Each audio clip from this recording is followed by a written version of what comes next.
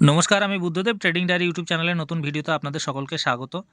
আজকে Nifty option কীরকমভাবে move করতে পারে, নিফটি কিভাবে মুভমেন্ট হবে, সেই বিষয়ে আলোচনা করব এই ভিডিওতে। দেখুন, আমার যেটুকু মনে হচ্ছে আর কি, নিফটি কিন্তু এখনও ডাউনফল কমপ্লিট হয়েছে বলে আমার মনে হয় না। এখনও ডাউনফল কমপ্লিট হয়নি, এটাই আমার মনে হচ্ছে। তো আজকে নিফটি কত দূর যেতে পারে ডাউন সাইডে দেখুন। আজ ডেলি ক্যান্ডেল বেসিসে যেটুকু আমি দেখতে পাচ্ছি, সেখানে এই জায়গা থেকে এই 340 থেকে 355 এর কাছাকাছি, 23,355 কাছাকাছি আসতে পারে, নয়তো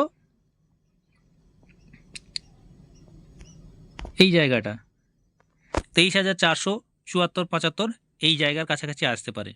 এটা ডেলি ক্যান্ডেল বেসিসে। যদি আপনি উইকলি ক্যান্ডেল বেসিসে দেখেন, তাহলে উইকলি ক্যান্ডেল বেসিসেও দেখুন এই জায়গাটায় সাপোর্ট হচ্ছে, এটা একটা স্ট্রং সাপোর্ট এরিয়া। যদি আপনি 15 মিনিটের ক্যান্ডেল দেখেন, এবার আপনি এন্ট্রি কিভাবে নেবেন, তার জন্য আপনাকে ছোট টাইম ফ্রেম দেখতে হবে। 15 মিনিটের ক্যান্ডেল দেখতে হবে, 5 মিনিটের ক্যান্ডেলে আপনাকে এন্ট্রি নিতে হবে।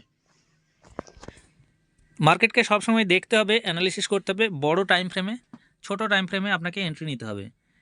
এটা দেখুন ডেলি ক্যান্ডেল বেসিসে এটুকু দেখাচ্ছে। এবার যদি আমি 15 মিনিটের ক্যান্ডেল দেখি, 15 মিনিটের ক্যান্ডেল বেসিসে আমি উপরের দিকে দেখতে পাচ্ছি রেজিস্ট্যান্স এরিয়া যেটা আছে, রেজিস্ট্যান্স এরিয়া এই জায়গা থেকে এই জায়গাটা হতে পারে, তবে এই জায়গাটাও হতে পারে, আবার এই জায়গা থেকে এই জায়গার মধ্যে হতে পারে। দেখুন, মার্কেটকে সঠিকভাবে অ্যানালিসিস করা কিন্তু মুশকিল। এবার দেখতে হবে আপনাকে যে এই রকম একটা হতে পারে। যদি উপরের দিকে যায়, এই যে সেকেন্ড লাইনটাকে দেখছেন, যদি এই লাইনটাকে ব্রেক করে যায়, এই লাইনটাকে যদি ব্রেক করে যায়, তাহলে এত দূর যেতে পারে উপরের দিকে, আবার এই জায়গা থেকে ঘুরিয়েও দিতে পারে। ঠিক এই জায়গায় গিয়ে কোনো একটা প্রাইস অ্যাকশন তৈরি হবে, একটা প্যাটার্ন তৈরি হবে, তারপরেই আমি ডাউন সাইডে পুট নেওয়ার জন্য রেডি হব। আর যদি উপরে থেকে ডাইরেক্টলি নিচের দিকে চলে আসে, নিচের দিকে আসার সঙ্গে সঙ্গেই পুট নিয়ে কল সাইড নিলে হবে না। নিচের দিকে আসার পরে কোনো একটা প্রাইস অ্যাকশন হতে দিতে হবে, টাইম দিতে হবে মার্কেটকে। যতক্ষণ এখানে যত বেশি সময় ধরে টাইম কাটাবে এখানে, তত আপনার মার্কেটে এন্ট্রি নিতে সুবিধা হবে। আপনাকে সময় দিতে হবে মার্কেটকে, চট করে নেওয়া যাবে না। আজকে খুব সাবধানে অন্তত ট্রেডটা করবেন।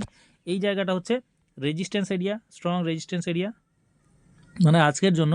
আর এই জায়গাটা হচ্ছে সাপোর্ট এরিয়া, সাপোর্টটা কিন্তু স্ট্রং সাপোর্ট এরিয়া। তো এই ছিল এই পর্যন্ত। দেখা যাক মার্কেট ওপেন হোক, তারপরে বোঝা যাবে কি হয় না হয়। তারপরে আবার ভিডিও দিচ্ছি আপনাদেরকে।